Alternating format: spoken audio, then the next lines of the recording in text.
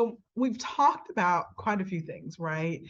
Confidence, and the root of confidence is trust. So trusting yourself to be able to do the things that you are pitching, that you're promising, that you know in your heart of hearts to do, right? Confidence is not this big bravado thing.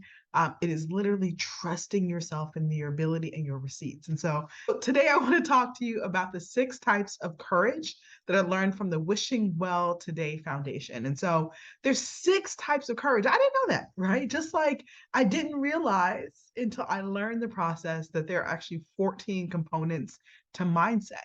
Why we were struggling, we thought it was just like one switch that you had to put on, right? No, it's actually 14 different components in which you need to go through those processes in order to be able to have a total and complete and permanent mindset shift. And so today let's talk through what the 6 types of courage are. And so physical courage, social courage, moral courage, emotional courage, intellectual courage, and spiritual courage. And so, according to this organization, physical courage is to keep going with resiliency, balance, and awareness. And I think that's the one that we usually, maybe the Webster Dictionary version of courage, right? Being able to persevere against all odds, being able to stand up and be bold in times that we are challenged. But social courage is the second one, and it's to be yourself unapologetically, right? As things come at you, that you are unwavering in who you are, that you stand in the moment with conviction, like this is my belief, right? This is how we're going to do things.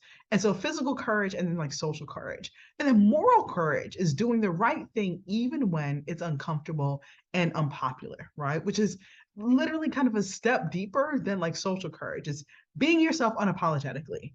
But like moral courage is like actually having a moral compass around this. No, we should not do this. We cannot do this. It is morally unacceptable to do these things, and we may compromise on our morals if we go down this path, and that's not something we're willing to do. And so then emotional courage is number 4. And so feeling all of your emotions, positive and negative, without guilt or attachment. And I think that one's really interesting because I think so many times we hear people talk about just be happy, happiness all the time. You cannot be happy all the time. You should not be happy all the time. You should be able to have human emotions at different points of your life as different things are thrown at you.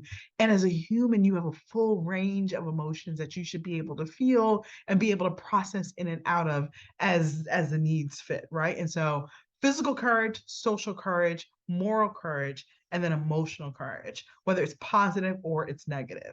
And then intellectual courage, being able to learn and unlearn and relearn with an open and flexible mind. And I think as we become adults, this is probably some of the longest, most difficult work that we do. And this has been a really interesting journey for me personally, like literally unlearning things, which started for me at 17. Y'all know the story, right? My guidance counselor telling me that I'll never make it to college and only thinking that there was only one pathway to success, and literally unlearning that thought process and relearning through my experience, through my perseverance, through literally not letting this person who did not know who I was define the rest of my life. And through that process of relearning and then learning and then relearning over the years, new processes of new ways of being able to do things. But like that ability to have the intellectual courage enough to be curious, right? To take in advice, to learn new things that are counter to what we have been taught, but set us on this new path of abundance is something that is really important and definitely requires a high level of not just regular courage, but intellectual and courage to be able to move forward and have a flexible mind that welcomes those new ideas in. Spiritual courage is living with purpose, and I'm reading this, y'all, right? And so, living with purpose and meaning through a heart centered approach towards all life and oneself. Living with purpose is a courageous act within itself because we can easily just kind of go with the wind, right? I remember when I was a kid, my mama was like, "You guys are just growing like trees." My Jamaican mother, "You're just growing like trees, right? Just growing, saying, just growing all wild and letting everything and anything just kind of push you aside."